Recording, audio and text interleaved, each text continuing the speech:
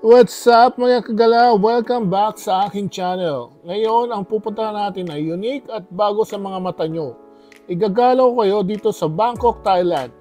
Exciting ito dahil ang daming magagandang lugar dito. Hotels, food trip at syempre mga night market. Sawadi ka mga kagala, dito tayo sa Thailand. First stop natin ang Hilton Hotel dito sa Bangkok. Sobrang classy at modern tong lugar na to guys. Meron silang pool, gym at mga rooms na super comfortable talaga. Perfecto kung gusto nyo mag-relax pagkatapos ng mahabang araw ng pag-explore. Mamaya panoorin nyo ang room tour ko dito.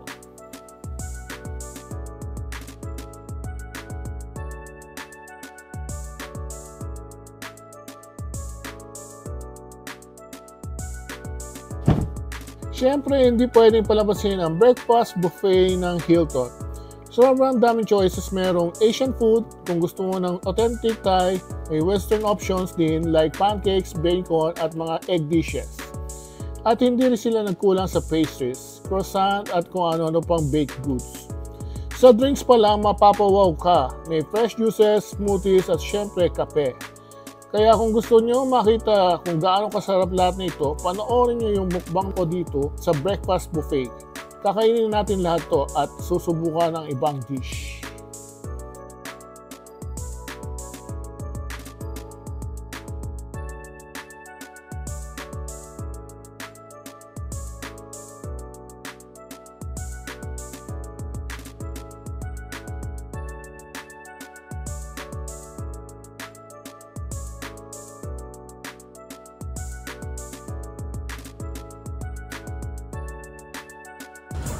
Yan, first plate muna tayo.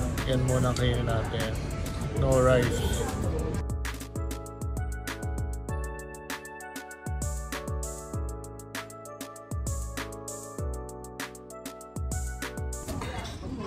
Ito, first plate. Potato lang.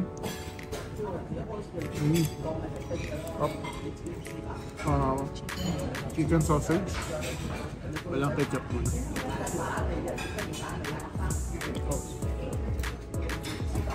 First plate pa lang to. Ito ay bacon. Bacon.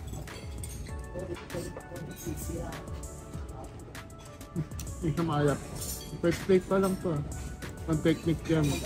Kain ka muna marami sa breakfast para makatipid ka sa lunch. Hapon ka na lang ulit kumain. Mamaya second plate. Ayan mga kagala, second plate. Rice, pork curry, vegetables, vegetable, sausage, pork and chicken, bacon, saka chicken masala. So second plate na tayo. Papakabusog tayo ngayon. Fourth plate, papaya yata to, pineapple, melon, watermelon, and watermelon juice. So, fourth plate na. Try natin. Fifth plate na yata to. Bread naman. Croissant, waffle, and tasty. Di ko alam. Kung ano to? Tasty yata to. French toast. French toast pala.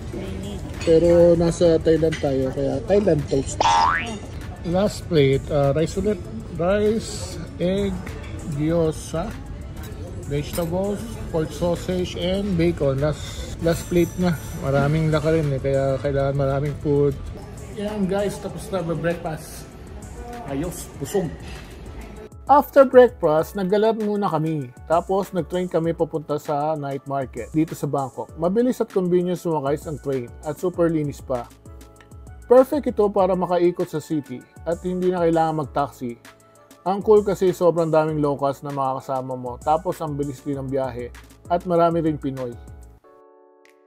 Pagdating namin, night market time na. Sobrang sikat ng Thailand sa mga night markets. Mga kagala, iba-ibang stalls, mga street foods, fashion items, accessories, mga souvenirs. Ang saya ng vibe dito, sobrang lively at daming makikita. And of course, marami kang makikitang unique finds na hindi mo makikita sa malls. Dito sa Thailand, kakaiba talaga ang mga street food. Ang daming choices, may pad thai, Thai barbecue, mango sticky rice at syempre Thai milk tea. Ang sarap mag-explore dahil ang daming variety. Hindi pwedeng hindi mo tikman lahat, lalo na ang pad thai na sobrang flavorful. Sobrang daming souvenirs ang pwede mong bilhin. May mga keychains, handmade bags, Thai silk scarves na perfect pasalubong para sa pamilya at kaibigan. Guys, nasa 24th floor kami. Ito ang floor ng room namin. Tutur namin kayo sa room namin. 24th floor.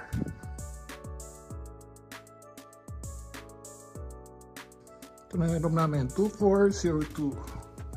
Yan.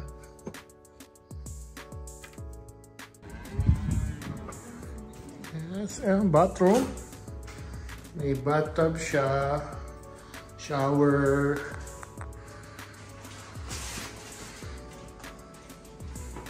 Ito maganda dyan. Yung CR niya. Merong automatic rear cleansing, front cleansing, dryer. Tapos, yan. Tapos, punta tayo sa, andito na yung gamit namin eh. Yan.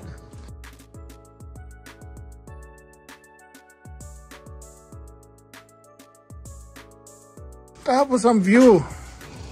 Wow, nice view. Yung train, may train doon.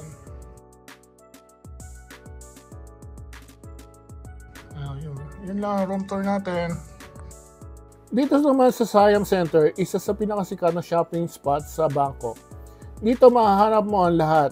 Mula sa luxury brands, local Thai products, hanggang sa specialty stores na may unique finds. Ang ganda rin ng interiors dito, ang daming modern art, displays, at ang laki ng space. Talagang nakaka-relax maglakad kahit maraming tao. Next naman mga kagala, sinamahan ko ang anak ko dito sa Daddy and Muscle Academy. Isa ito sa mga iconic shops dito sa Bangkok. Tingnan nyo, may shirts, bag, accessories, at kung ano-ano pa na talagang kakaiba. Marami sa mga design nila ay inspired sa vintage pop culture, kaya ang saya ng vibe sa loob.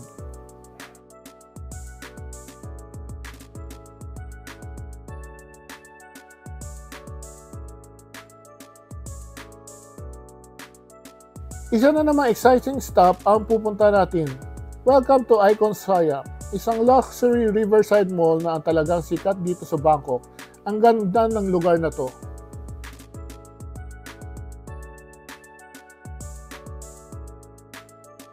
Pagdating mo pa lang dito, mapapansin mo ang ganda ng architecture. Para sa mga gustong mag-shopping, kumain o mag-relax sa magandang paligid, talagang worth it ang pagbisita dito. Sa loob, makikita mo at iba't ibang international brands, luxury items at mga local boutiques. Kung mahilig kayong mamili, sobrang dami ng pagpipilian.